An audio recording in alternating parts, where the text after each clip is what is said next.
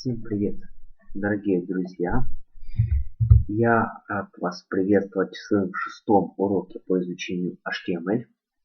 Сегодня мы изучаем списки, то бишь нумерованные, маркированные, вложенные списки, списки определений. То есть все уроки очень похожи на Microsoft Word. А этот урок особенно очень похож на Microsoft Word. Итак, начнем с самых простых списков, которые существуют. Это нумерованный список. Кто знает, что из себя представляет нумерованный список, начинаем. А на всякий случай я скажу, нумерованный список это перечень пунктов, которые пронумерованы какими-либо цифрами или латинскими буквами.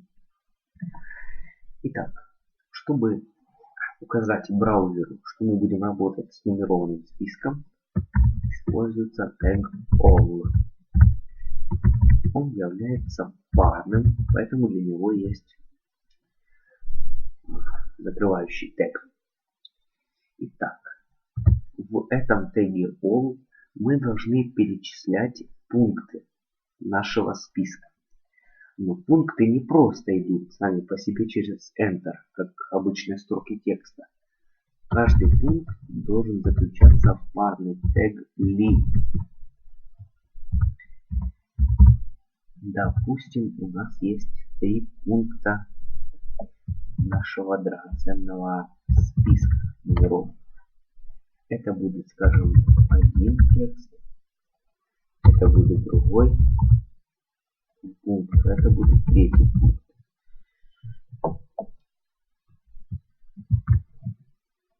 Посмотрим. Вот, видим, что по умолчанию все начинается с арабских цифр 1, 2, 3 и очень похоже на Microsoft Word. Так, это мы усвоили, это самый простейший список. Но что если мы хотим, чтобы нумеровалось все необычными цифрами? Для этого в теге all есть параметр type, которому мы передаем значение для нужного нам типа нумерации. Если это большая А, то это нумерация заглавными латинскими буквами. Если маленькая А, то нумерация прописными латинскими буквами. Если большая И, то это латинские цифры, большие латинские цифры. Ой, большие римские цифры. Давайте проверим. Вот, как мы видим, большие римские цифры. Этот момент мы с вами уточнили. Переходим к следующему моменту.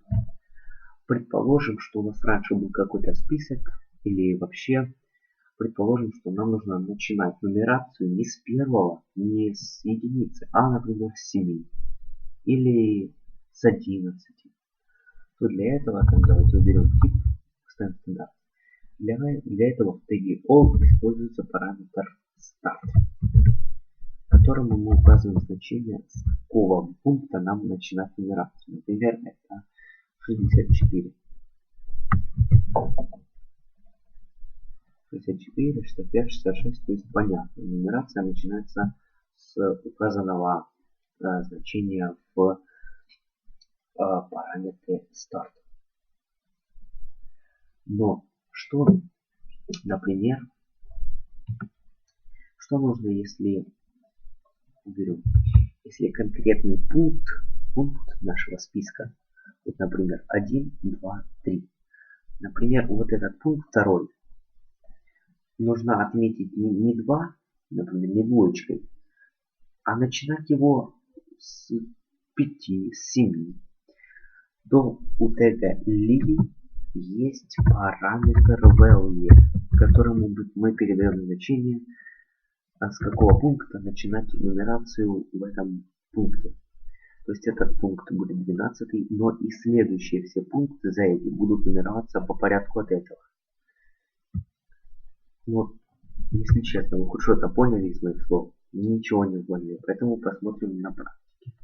1. Дальше мы обозначили, нумерация идет с 12. И дальше все пункты плана идут, начиная от этого 12, 13, 14, 15, 16, 17, 18. То есть 1, потом перескочили на 12, И потом сразу пошли по порядку, по порядку, по порядку. Это используется, если там 1, 2, 3, потом много троеточий и ставим нужный пункт плана. Вот здесь вот и ставим. В общем, если пригодится, то можно использовать вот такие вот списки. Так, с нумерованными понятно. Это все, конечно, хорошо. Но маркированный он используется чаще. Поэтому мы его сейчас и разберем. Для маркированного списка используется не тег не all, а all. Также тег является par. Итак, в теге all те же самые li, это пункты плана. Допустим, pan 1, pan 2 и pan 3. Давайте посмотрим. По умолчанию это черные кружочки закрашены. Ну а если нас все-таки не устраивают эти черные кружочки, что же нам делать? Нам нужно так же, как и нумерованному списку, задать здесь type. И в его значении указать нам нужно. Если это диск, значит будет закрашенный кружочек. Если это purple, то это у нас будет пустой кружочек. А если square, то это закрашенный квадратик. Ну, допустим, оставим square. Вот они, наши квадратики. А если оставим circle, может, у нас не будет никаких кружочков. Но все-таки есть. Отлично, разобрались с этой темой. Итак, списки определений. Какие списки вы видите в словарях? Каждый пункт такого списка, он состоит из термина и определений. Для работы с таким списком используется тег DL, который, как вы уже догадались, является par. В этом теге каждый термин заключается в тегах dt.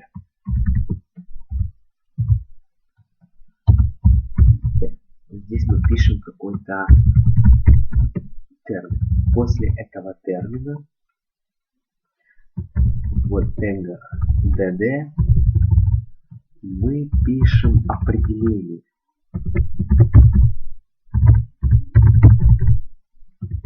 Да? И точно так же заново dt, dd, dt, dd и так далее. Посмотрим.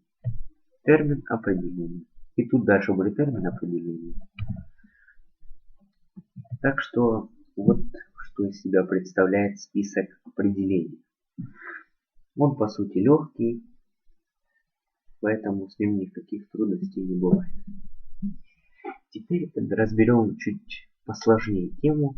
Мы никогда не работали с сложными темами.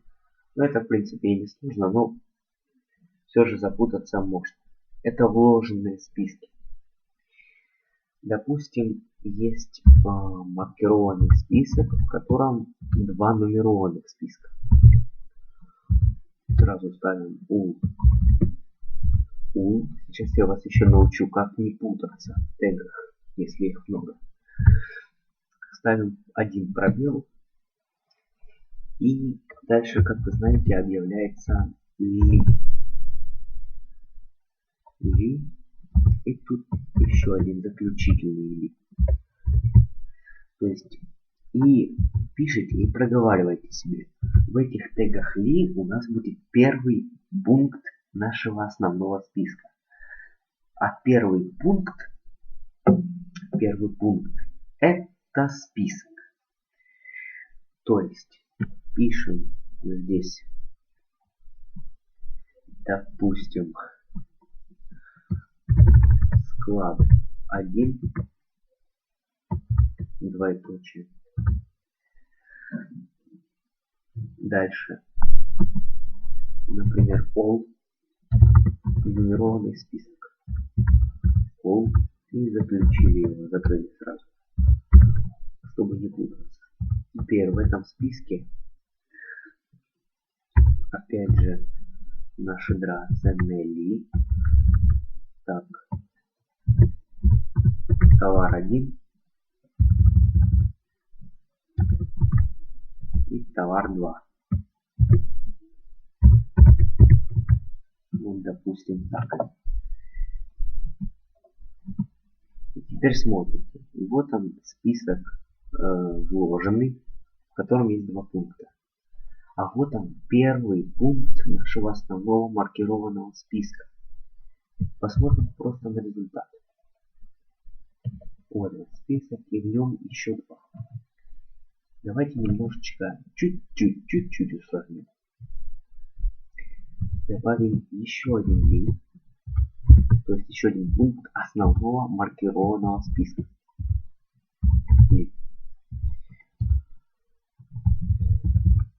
Напишем вот сюда склад 2, двоеточие.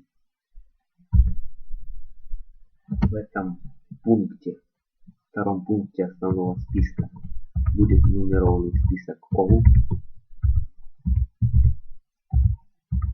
И здесь также в лишках, товар 3. Но чувствую, видео долго тянется. И товар 4. Смотрите, желательно проговаривать вслух, что вы делаете. Вот это у нас, то есть даже нам показывается, где у нас что находится. Вот это первый пункт нашего плана, в котором содержится список, в котором содержится два пункта вот этих. Потом вот это у нас второй пункт основного списка. В этом пункте есть список вложенный, в котором два пункта. Сохраняем. Вот результат. Таких списков вложенных, то есть склад 1, здесь вложенный список, в этом еще один вложенный список, в этом вложенном списке еще вложенный список. Ограничений нет, но главное не запутаться. Я вас немножко подучил. Первое, это отделяйте пробелами от основного текста. Второе, проговаривайте вслух, что вы делаете. Это будет вам помогать, чтобы не запутаться. Ну, вы уже изучили основы списков. Еще раз просмотрите видеоурок. Вместе со мной проделайте это все. Прочувствуйте на себе это все. Каждый урок так делайте, чувствуйте. И вы обязательно всего достигнете. А сегодня я с вами прощаюсь. Ждите следующего урока. До свидания.